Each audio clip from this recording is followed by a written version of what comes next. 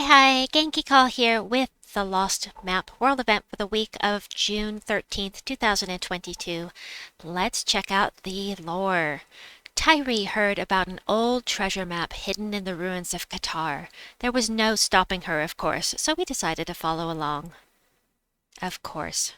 Treasure. It's all about treasure with Tyree. We followed Tyree to Qatar looking for a treasure map, collect parchments to try and piece the map together. So, for the scoring, let me pull that up for you. Dum dum dum, here we go.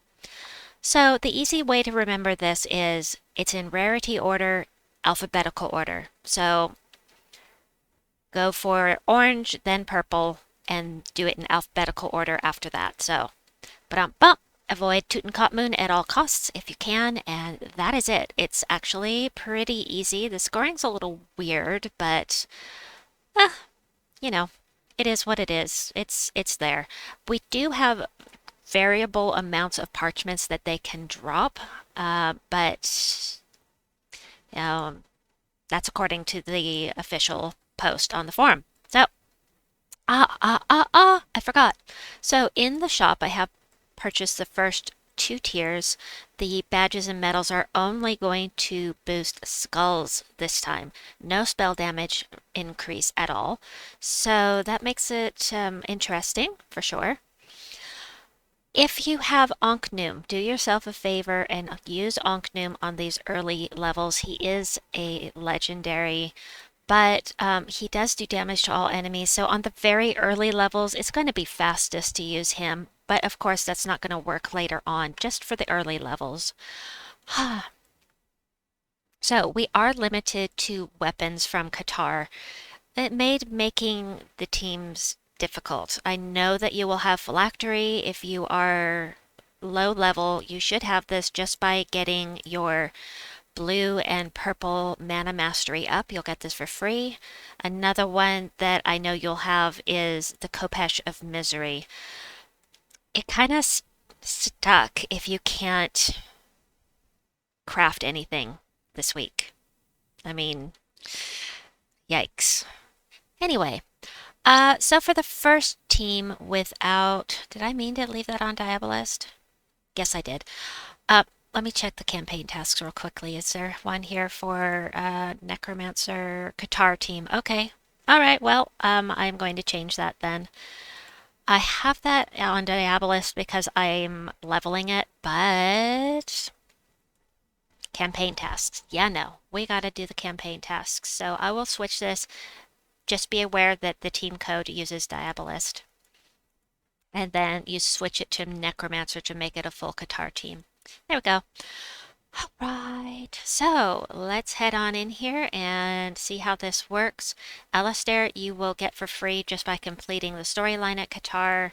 He's going to remove all purple gems, which isn't ideal, but it will deny those gems to the enemy. Give armor to all allies to help you survive. I have him at the front because he'll also gain a barrier. And he does have a little skull damage reduction as well. Plus, he does double skull damage to the undead. And we're going to be facing some undead. Carrion Crow is the new glory troop. You can get him for glory in the weekly event shop. And does damage to an enemy if it's undead, deal double damage. And if the enemy dies, create 8 skulls. So there's your skull spamming along with Apophisis that converts green gems to skulls. If you look at her spell, the background is green. That is the color of the gem that she's going to switch to skulls if you have any trouble remembering. And then give life to the first ally will also help you survive. And then the Phylactery is just here because I didn't know what to put here. But you'll get some extra souls if you cast with it. You get a free turn after casting it. So it's a freebie, basically. So, it won't do much else except get you some souls and restore your life, but, oh, wait, yes, hold on a second, let me do that. I'll do this, Medal of Seasons for now, Badge of Bones, there we go. And I also want to show you what you can get in the shop if you are extremely lucky. I went over all of this in the Soulforge video, but in case you didn't catch that, everything you see here is something that you can get with your in the shop with your tiers that you buy for the event. It's rare to get a mythic, but it is possible. So, yep, everything you see here, and that should include the ones from Fangmore. Or the Delve. I have never verified that you can get the Delve troops, but it's supposed to be, if you look at the wording here, da da da, in the shop, eligible troops. Eligible troops that should include the ones from the Delve if they are in there for you to use. So I just don't know for sure. I've always wondered about that, but I've never verified. So all right, so this is green to skulls. I already have alignment for that, so we'll go ahead and do it. And that was nice and fast. Always nice when that turns out. Of course, we've got that double skull damage. So I think that having Alastair and or Carrion Crow on your team is going to be a very good idea for this week. But I have a variety of teams for you. So that was the first one without mythics. I mean, without legendaries or mythics. So the next one without legendaries or mythics is this one. If you have the Scarab Blade, it does explode things. It will help you gather mana for your team. It's something that you would have to craft. Hopefully you got it when we were doing the invasion event where it was released. Yeah. If you have it, this is another choice for you. Again, we've got Alastair and Apophisis, this time with the Bone Dragon, because the Scarab Blade uses the same colors as the Carrion Crow. So again, we'll change the class to Necromancer for campaign. My Necromancer is maxed out, which is why I had it on Diabolist. So if you want to, if you don't want to use Necromancer, but you want to stay in the undead realm, you can use, what's it called? Death Knight. Death Knight will also make you undead. Oh, look at the alignment. Oh, it's still there. Yay! I love skull spamming teams, and here's one of the new gargoyle gems. You have to explode this. This is a good gargoyle, and it will grant a random positive status effect to each of your troops. And the bad gargoyle gems, which is this one with the angry look on it, will do a negative status effect to all enemies. Even though it says one enemy, is actually all enemies. And all allies. For the good one. Anyway, Keeper of Souls is next, so I'll show this one again. Maybe we can blow things up this time. And I'm going to grab the next team code while I'm thinking about it. Oops, I already had it. All right. All right. So, we'll do this. No alignment. So, yeah, I wanted to blow things up, so let's get some mana for that. Hee hee hee. Blow things up. Kapow! Wahaha! So, if you can get something explodey, that would be very, very helpful, but this is why I love the explodey weapons for sure. Let's see, I just removed all purple gems, which is fine, except I still don't have alignment. Right, this is a no legendary team. That's right. I was going to say, why do I have Bone Dragon in here and not Keeper of Souls? Well, that's why, because this is not a legendary. Oh, Scarab Blade gave me the barrier on all these guys. Okay. So I guess Alastair.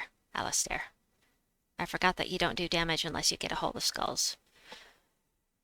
Okay. So there's that team. Next up, with legendaries, I have how many teams? One, two. I have two teams with legendaries. One is, as I mentioned, if you have Ankhnum, use him on these early levels because it'll be nice and fast. So I am using Necromancer for this because I'm using the Bone Shield You can use the Scarab blade, but it uses the same colors as Ankhnum. So you might want to rearrange things a bit, maybe. Chief Dargon is from the underworld. He's going to give your team a ton of attack if he's at the front of the team. Otherwise, he'll give it just to himself. And he explodes a row, which will help you get some mana. He does have skull damage reduction by 50%. And inflicts bleed. Bone shield will give us purple and brown gems for each Qatar ally. That includes the hero because I'm using Necromancer.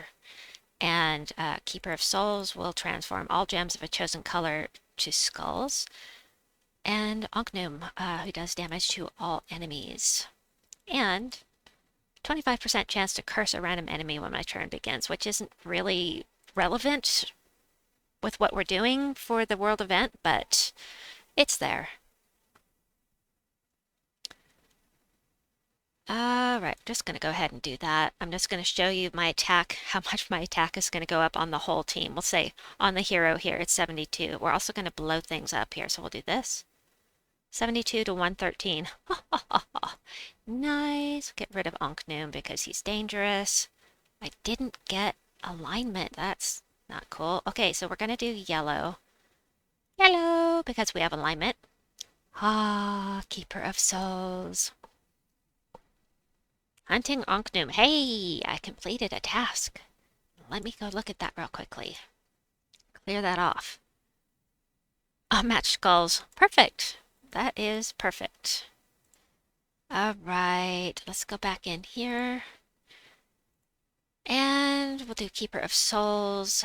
The next team, you know what? Let me do Ankhnum again. The next team will be a variant on the team that I'm showing right now that uses, basically replaces Ankhnum with Carrion Crow, the new glory troop, excuse me. You know, I don't care if they get a skull hit on me at this point. And wait, what was that? Oh. 7% chance to assassinate the last enemy when another enemy dies. Gotta love that. Assassin and Necromancer both do that. Just right offhand, I can tell you those two do. Anyway, for me personally, I'm going to be using this Keeper Bone Dragon. I'll be using this team until Ankhnum no longer one-shots the enemy, and then I will switch to a different team, like maybe this one. So Chief Dargon, again, Bone Shield. That is not it. That is not what I told you to do. Here, manage, paste. Okay, same team with Carrion Crow instead. The Carrion Crow, again, does damage to an enemy. If they're undead, deal double damage, and if the enemy dies, create 8 skulls. So, skulls, skulls, attack. Yes, good stuff. Alright. Going in. I'm going. Oh, hello, kitty. Oh, yes, that's a nice kitty. Alright. I'm actually going to take red. No reason to really worry about it right now, but we're going to blow up this row here. He's going to do double damage plus, no, there's no plus, but he will do double damage to everything here because they're all undead. So, and he'll create 8 skulls. So we're just going to do this. That works out nicely. Cool. All right, one more team to share with you before I... Nope, nope, nope. Nope, nope, nope. 2 more teams. 2 more teams. That's right. I did a variant and then one entirely new team. So we don't have to do the highest level, just the lowest level, highest rarity, and then in alphabetical order. So the next team is Dead Gauntlet, Skeleton, Carrion Crow, and Keeper of Souls. So Keeper of Souls can help with the... Oops. That is the way it's supposed to be. Let me just fix that team code. Because otherwise we have a mana block going on, and we don't like mana blocks. There. Alright. So the skeleton is significant because he creates skulls, gains armor, and gets an extra turn. So, and you could always put him at the front here if you want to. Not that you're going to be fighting many knights, but I don't know. Alastair's a knight. Do we fight Alastair at all? But you can put the skeleton up front. It's just whatever you want to do. And you can see I'm using Death Knight here on this to make the entire team undead because this is for undead allies, not Qatar allies. But I'm going to switch it again because of the campaign. All right. Here we go.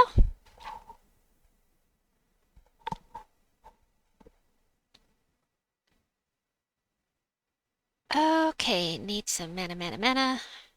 I may have to do this more than once to showcase it. All right, cool. We can do this. You know, you might want to wait until the Keeper of Souls is filled up to do this, because then you can just make a match for sure. But at this level, I'm not really terribly concerned about it, so nice. Maybe I should show that one more time so I can showcase that. Keeper of Souls, and then I will have one last soul farming team for you using Pharos-Ra. So we're gonna do Moon Rabbit, really. Let's get rid of Keeper of Souls. We really don't want him in here. And like I said, there we go. So here we go. We get an extra turn. We'll do this. We'll get an extra turn for sure. And then Keeper of Souls, we can do this blue, get another turn, do that. I love an efficient team. Ha ha ha. Oh, that's awesome. All right, next up, edit, manage, paste. Last team. This one is, again, with the skulls, but Keeper of Souls will give us a bonus 50% souls from battle. Pharos-Ra will give us a bonus 150% souls from battle. I'm not using the Phylactery. I could, but I really want mana generation for this. But on the early levels, you could use this with the Phylactery just to get some extra souls. I don't really see this as being a viable team for the event.